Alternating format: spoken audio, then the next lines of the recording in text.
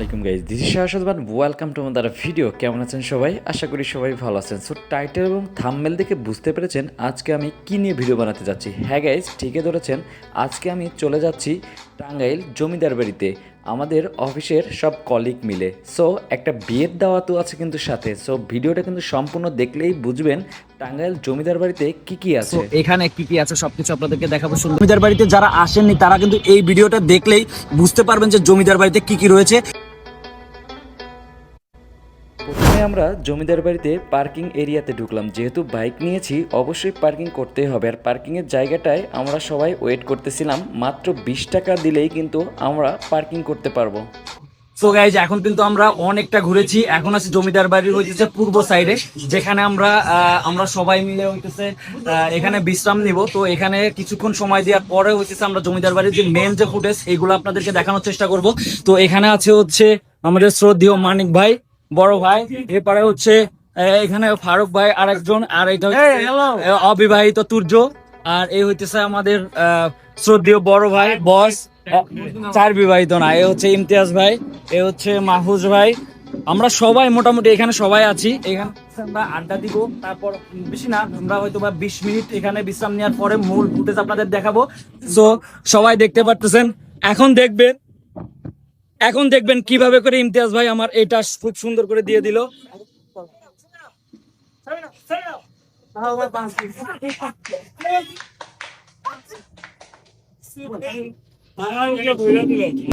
So guys, এখন কিন্তু আমরা হচ্ছে জমিদারের বাড়ির মধ্যে প্রবেশ করলাম। এখানে দেখতে পারতেছেন জমিদার বাড়ির একটা ফটক। এটা মেন না, সামনে আর একটা আছে মেন। তো আপনার জিরাফ, তারপরে হরিণ, তারপরে মাছ, এগুলা সাজিয়েছে ওনারা। দেখতে পারতেছেন জমিদার বাড়ির এটা হচ্ছে দ্বিতীয় বিল্ডিং, যেটা সামনে আমি আছি। আর এই বিল্ডিংয়ের সামনেই হইতেছে বিভিন্ন ধরনের হরিণ, তারপরে হচ্ছে জিরাফ, হাঁস, তারপর বাঘ, এইগুলার হচ্ছে নিদর্শনগুলা, মূর্তিগুলা বানিয়েছে। তো গাইজ, এখন আছি কিন্তু একদম জমিদার বাড়ির ভিতরে। এই পাশে দেখতে পাচ্ছেন এটা হচ্ছে মেন বিল্ডিং, আর তার ওই পারে আর একটা বিল্ডিং আছে। আর আমার যদি ডান সাইডে একটু দেখাতে চাই, এই বিল্ডিংটা সব থেকে সুন্দর কারণ হইতেছে এই বিল্ডিংয়ের মধ্যে অন্যরকম কিছু ডিজাইন আছে, যেটা আমি আপনাদেরকে দেখানোর চেষ্টা করতেছি।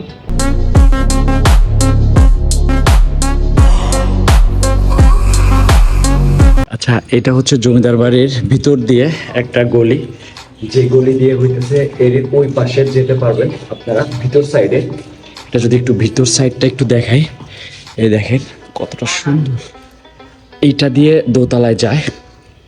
তো এটা দিয়ে দোতলায় গিয়ে হয়তো আচ্ছা, ওইখানে লেখা আছে দোতলায় ওঠা নিষেধ, এই জন্যে আর উপরে উঠলাম না, যেহেতু একটা প্রাইভেসির ব্যাপার আছে। তো এই সাইডটা কিন্তু খেলার একটা সুন্দর একটা মাঠ করেছে। তো অসাধারণ কিছু জায়গা গাইজ। এখানে হচ্ছে একটা মিরর লাগানো বারান্দাতে, আর বারান্দার সামনে হচ্ছে দেখতে পাচ্ছেন কতটা সুন্দর করা। আর এই নিদর্শনগুলো সব থেকে ভালো হইতো আমি যখন 8-এ পড়ি, আজ থেকে কয়েক বছর আগে। এই কি সুন্দর একটা কবুতর, কয়েক বছর আগে তখন কিন্তু এগুলো একদম পুরাতন ছিল। এখন আবার রং করে এগুলাকে অন্যরকম ডিজাইন করেছে, যার কারণে হইতেছে বেশি একটা সুন্দর লাগতেছে না। কারণ জমিদার বাড়ি হইতেছে পুরাতন একটা ঐতিহ্যর জায়গা। সেই পুরাতন যদি না লাগে তাহলে কিন্তু ওই ফিলটা আসে না। কারণ হইতেছে এখন যেগুলো দেখতে পারতেছেন রং করা, এগুলো হচ্ছে এখন অন্যরকম, মানে নতুনত্ব মনে হচ্ছে। করাচ্ছি জুমার নামাজের সময় হয়েছে যেহেতু, তো আমরা এই মসজিদটাতে নামাজ পড়ব। এই মসজিদটা এতটা সুন্দর আপনারা দেখতেই পারতেছেন। মসজিদটার ভিতরে দেখেন কত সুন্দর ডিজাইন। মাশাআল্লাহ, মাশাআল্লাহ, আলহামদুলিল্লাহ, অসাধারণ একটি ডিজাইন।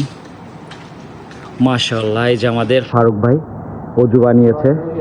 হ্যাঁ, তো আমরা এখানে নামাজ পড়ে তারপর হচ্ছে তরিকুলের বাসায় যাব। তো এখন অজু বানাতে হবে। অজু বানানোর জন্য অন্য সাইডে যেতে হবে। তো অজুর জায়গাটা যদি একটু দেখাই, এখানে অজুর জায়গাটা এই পাশে দেখতেই পারতেছেন। সবাই অজু বানাচ্ছে এখানে। এখানে ইমতিয়াজ ভাই অজু বানাচ্ছে, সবাই অজু বানাচ্ছে। অজুর জায়গাটাও মাশাআল্লাহ অনেক সুন্দর। এই হচ্ছে জলিল ভাই। সো গাইজ, নামাজ শেষে আমরা কিন্তু আবারও জমিদার বাড়ি একটু ঘোরাঘুরি করে দেন ওখান থেকে চলে আসি।